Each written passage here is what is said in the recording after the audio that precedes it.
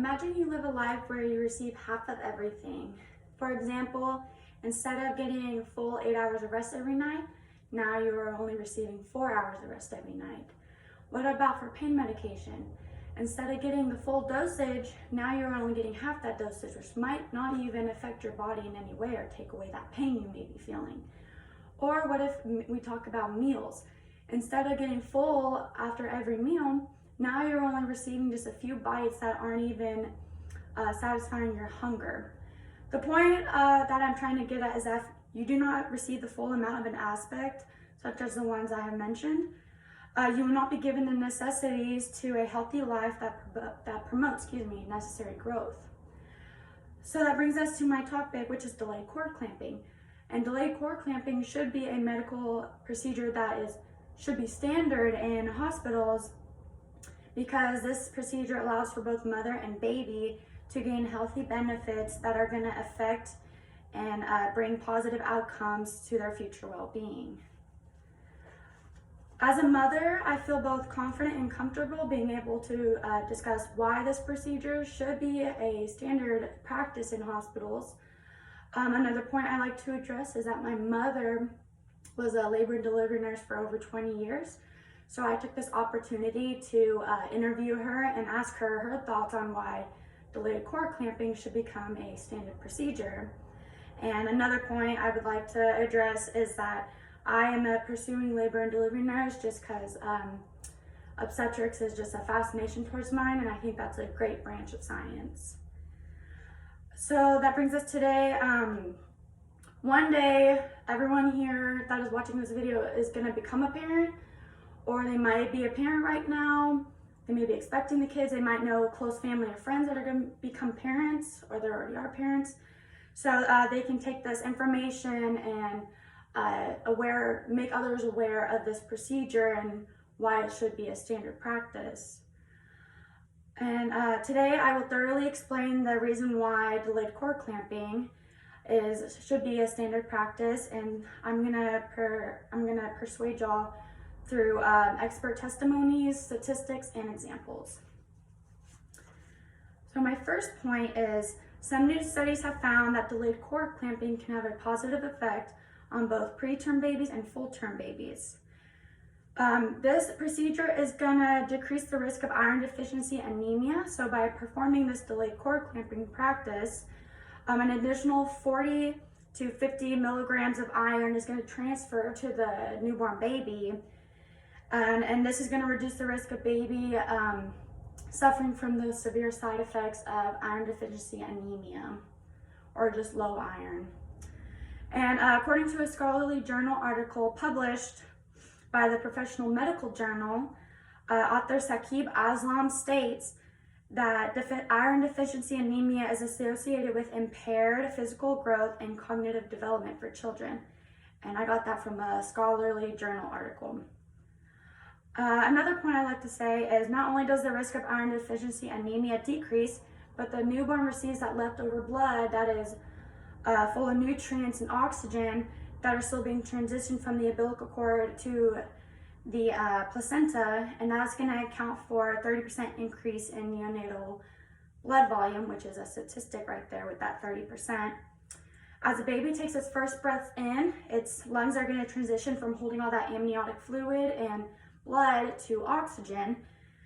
And an expert testimony I want to include is that Dr. Rab, who is an obstetrics and gynecology specialist, explains that the extra blood at birth helps the baby to cope better with the transition from life inside the womb, where everything is given to them by the mother and the placenta, to the outside world. So, and he also says those lungs get more blood so that the exchange of oxygen into the lungs can take place more smoothly. Newborns are not the only ones that receive healthy benefits from this delayed cord clamping. The reason why it should become a standard practice is because it also gives benefits to the mother. It allows for the mother and baby to bond earlier and longer. Something known as the golden hour is the 1 to 2 hours after the baby is born.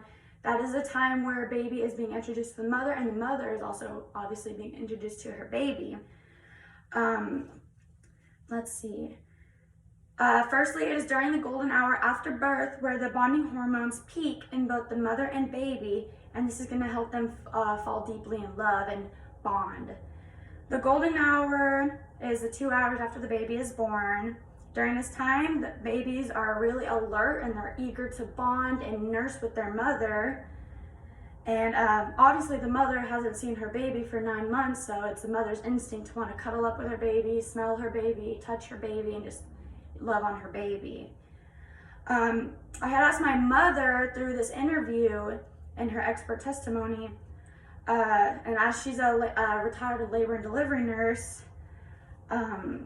she gave the quote, I would say, that it is crucial for mother and baby to touch each other immediately after birth.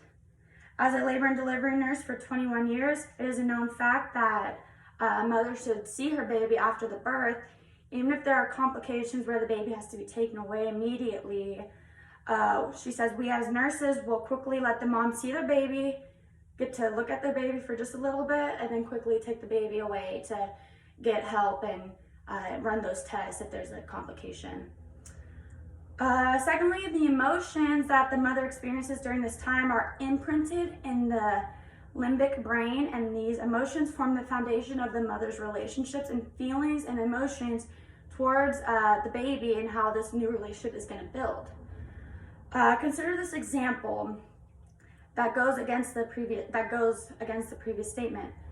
When a mother delivers the baby shows signs of extreme illness, so the doctor decides to immediately take away the baby and run those tests. And instead of the mother being able to quickly see her baby, the baby is taken away and taken to another lab, and mother is left there in the bed. Now, let's say the baby is in these tests and away from the mother for 2 hours. Well, that mother has never seen her baby after she had just given birth, so she goes those 2 hours without even getting to smell or touch or see or just feel her baby. So that is going to negatively affect her relationship with the baby because she didn't get that bonding, and it also is going to affect the baby as well. This example would then influence a relationship between the mother and baby where the mother is not able to bond with the baby, and this is going to affect their future relationships. In conclusion, all patients who give birth should be informed of this procedure of delayed cord clamping and should discuss with their doctors if the procedure is able to be given following the delivery of the baby. Once again, delayed cord clamping is a medical procedure that should become a standard practice to allow for newborn babies as well as mothers to gain healthy benefits that will significantly affect their future well-being. Once again, to remind the credibility, I am a mother. My mother is also a retired labor and delivery nurse who did work as a labor and delivery nurse for over 20 years. And I am a pursuing labor and delivery nurse as well. So I feel both comfortable and confident in being able to discuss why this procedure should be standard. Now, after hearing this speech and all the presented information, you as an audience can now look at this as a future parent or a parent as now, and know that you have the choices of what procedure you want, even though it is not automatically given, as well as it should be given. Now think back to our opening scenario where you're only receiving half of everything. Now, with this procedure, we understand that you are bound to live a more healthy, productive, and beneficial life if you are given the full amount of those things, such as the iron, such as that blood from the baby, such as that full effect of the mother getting to bond with her baby.